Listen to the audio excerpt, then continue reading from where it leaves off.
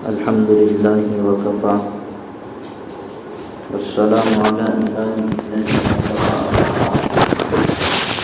أعوذ بالله من الشيطان الرجيم. بسم الله الرحمن الرحيم. واعتصموا بحبل الله جميعا ولا تفرقوا. صدق الله العظيم. قابل احترام محترم بھائیوں عزیزوں، اللہ پاک نے دنیا کا ایک نظام چلایا ہے. یہ دنیا کا نظام بہت مختصر ہے. اس دنیا میں انسان آتے ہیں چلے جاتے ہیں، لیکن ایک طرف جہاں ہمیں اپنی آخرت کو بنانے کے بارے میں قرآن میں اللہ پاک نے انسانوں کے لیے ہدایت نکالی ہے، اسی طرف زندگی کے معاملات اور لین دین کو کیسے ہم امانت و دیانت کے ساتھ پورا کرنے والے بنیں، اس کی طرف بھی ہماری رہبری اور رہنمائی فرمائی ہے. آج ہم میں سے ہر شخص چاہتا ہے کہ وہ اچھی نوکری اور خوشگوار زندگی گزارے اور خوشحالی کی زندگی گزارے، لیکن جو شریعت نے ہمیں بتایا ہے حلال روزی ہو، جائز ناجائز کا انسان کو فرق ہو اور اس میں حلال ہو، حرامات سے اس کو بچنا چاہیے. ہمیں آقا صلی اللہ علیہ وسلم کی بنائی ہوئی شریعت کو اپنی زندگی میں جگہ دینا چاہیے اور اللہ کے احکامات کو 100% اپنی زندگی میں اس پر عمل کرنے والے ہونا چاہیے. اگر ہم اللہ کے احکامات کو چھوڑ کر اور نبی کی شریعت کو چھوڑ کر اچھی زندگی گزارنے کا سوچیں گے تو یہ کبھی بھی نہیں ہو سکتا. اللہ پاک نے شرط لگائی ہے. ہم اپنے نبی کی زندگی کو دیکھیں، نبی صلی اللہ علیہ وسلم کی زندگی پر نظر ڈالیں کہ کیسی زندگی تھی. مشرک لوگ، کافر لوگ آپ صلی اللہ علیہ وسلم کو سچا صادق امین کہا کرتے تھے. ایک مرتبہ آقا صلی اللہ علیہ وسلم نے فرمایا کافروں سے، اگر میں یہ کہہ دوں اس پہاڑ کے پیچھے دشمنوں کا لشکر ہے، کیا آپ مجھ پر یقین کریں گے؟ مشرکوں نے کہا، کافروں نے کہا، ہاں ضرور ہم آپ پر یقین کریں گے. کیسی امانت اور دیانت اور سچائی آپ کے اندر تھی. آپ کو امین اور سچا صادق کہا جاتا تھا. آپ صلی اللہ علیہ وسلم نے کیسے تجارت کے اصول بتائے ہیں، کیسی ہماری زندگی کے اندر ہماری رہبری فرمائی ہے. انسان شریعت کو چھوڑ کر اور اللہ کے احکامات کو توڑ کر کبھی بھی اپنی زندگی کو خوشگوار نہیں بنا سکتا. اس کے لیے نبی صلی اللہ علیہ وسلم نے ہمیں جو طریقے سکھلائے ہیں اس پر غور کرنے کی ضرورت ہے. آج ہماری تجارت کے اندر ہمارے معاملات کیسے ہیں، ہمارا لین دین کیسا ہے، ہماری امانت کیسی ہے، ہماری سچائیت کیسی ہے، ہماری زبان میں کتنی صداقت ہے، ہمارے دل میں کتنی امانت ہے، اس بات پر ہمیں غور کرنا چاہیے. آج ہر انسان کسی نہ کسی کاروبار میں مصروف ہے. وہ غور کرے، اپنے دل میں جھانکے، کیا میں نے کسی کو دھوکہ دیا؟ کیا میں نے کسی کو اپنی زبان دیا تھا اور میں اس سے مکر گیا؟ کیا میں نے کسی کو یہ بات کہی کہ وہ اس بات پر عمل نہیں کی؟ جیسے تجارت کرنے والا کسی عیب، کپڑے کی تجارت کرنے والا ہو، اس عیب میں کپڑا ہے تو اس کپڑے کے عیب کو بتا کر دینے کا طریقہ بھی ہمیں شریعت نے سکھلایا ہے، ورنہ کل قیامت کے دن اس کا بھی ہمیں حساب دینا ہوگا. امام ابو حنیفہ رحمۃ اللہ علیہ کے زمانے میں بڑے پائے کے عالم دین تھے، بہت علم کو جاننے والے، جو کہ ہمارے امام بھی ہیں. امام ابو حنیفہ رحمۃ اللہ علیہ جن کا نام ہے. ان کی زندگی کے حالات کے واقعہ یہ ہیں، وہ پڑھنے پڑھانے میں مشغول رہتے تھے. ان کی کپڑوں کی ایک دکان تھی. کپڑوں کی دکان میں اور خادم کپڑوں کی دکان کو چلاتا تھا. تو امام ابو حنیفہ رحمۃ اللہ علیہ دکان پر چکر لگاتے تھے. تو ایک مرتبہ یوں ہوا کہ دکان پر چکر لگائے, کپڑے پر نظر پڑی کہ کپڑا کہیں سے پھٹا ہوا ہے.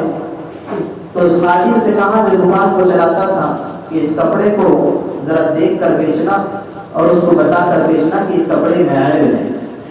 امام ابو حنیفہ اس دکان سے واپس چلے جاتے ہیں. وہ خادم اس کپڑے کو بیچ دیتا ہے. پھر امام ابو حنیفہ دکان پر واپس آتے ہیں تو دیکھتے ہیں کہ وہ کپڑا اس دکان پہ موجود نہیں. اور اپنے خادم سے پوچھتے ہیں کہ وہ جو عیبدار کپڑا تھا وہ کہاں گیا. وہ خادم کہتا ہے کہ اس کو تو میں نے بیچ دیا. امام ابو حنیفہ رحمۃ اللہ علیہ کہتے ہیں کہ تو نے اس کپڑے کو اس عیب کے ساتھ بیچا ہے, اس کو بتا کر بیچا ہے. وہ کہتا ہے میں اس کو بتانا بھول گیا. امام ابو حنیفہ رحمۃ اللہ علیہ بڑا افسوس کرنے لگے, بہت افسوس کیا. جتنی کمائی دن بھر کی ہوئی تھی, آپ اور ہم ہوتے تو سوچتے چلو خیر کوئی بات نہیں, وہ جب آئے گا اس کو دے دیں گے, اس کو بتا دیں گے, یا پھر کوئی مسئلہ نہیں, آئندہ دوبارہ ایسا نہیں کرتا. لیکن امام ابو حنیفہ کا تقوی کا عالم کیا تھا, اللہ سے کیسے ڈرنے والے تھے, کیسی زندگی کو اللہ کے نبی صلی اللہ علیہ وسلم کی شریعت کے مطابق ڈھالنے والے تھے اور اللہ کے احکامات کو پورا کرنے والے تھے. انہوں نے اپنے خادم سے کہا کہ جتنی کمائی آج دن بھر کی دکان کے اندر ہوئی ہے, صرف اس کپڑے کی نہیں, جتنی کمائی پورے کپڑوں کی, جتنا غلہ آج دکان کے اندر آیا ہے, وہ سب اللہ کے راہ میں صدقہ کر دو, وہ سب اللہ کے راہ میں صدقہ کر دی. ایسی زندگی بنانے والوں نے زندگی بنا کر چلے گئے. زہد بتاتے ہوئے تقوی کی زندگی, اللہ سے ڈرنے کی زندگی. تو تجارت ایسی ہوتی ہے اور اس تجارت میں ایسی برکتیں ہوتی ہیں. اللہ پاک زندگی میں بھی خوشحالی عطا کرتے ہیں اور گھروں میں بھی خوشحالی عطا کرتے ہیں. حرام مال کا لقمہ جب پیٹ میں جاتا ہے تو نماز کی توفیق ادا نہیں ہوتی. حرام مال کا جب پیٹ میں لقمہ جاتا ہے تو دعائیں قبول نہیں ہوتی. آج زندگی میں موجود ہے, کل نہیں رہیں گے, یہ زندگی بھی کل نہیں رہے گی.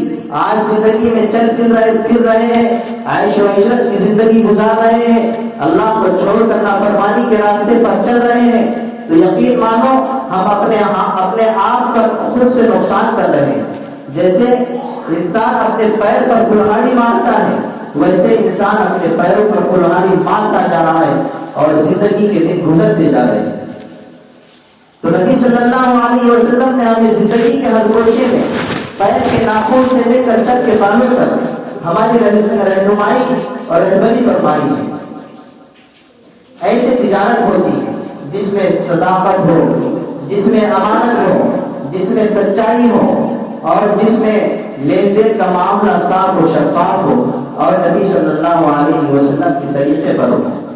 یہ تجارت سے برکتیں حاصل ہوتی ہیں اور عبادتوں میں انسان کا جی لگتا ہے اور گھروں میں سکون ہوتا ہے. اور جو انسان کی کمائی ہے وہ 1-2 دن چلنے کی بجائے وہ 8 دن کافی ہو جاتی ہے. حضرت علی رضی اللہ تعالیٰ عنہ اپنے اونٹ کو بیچنے کے لیے بازار لے جاتے ہیں.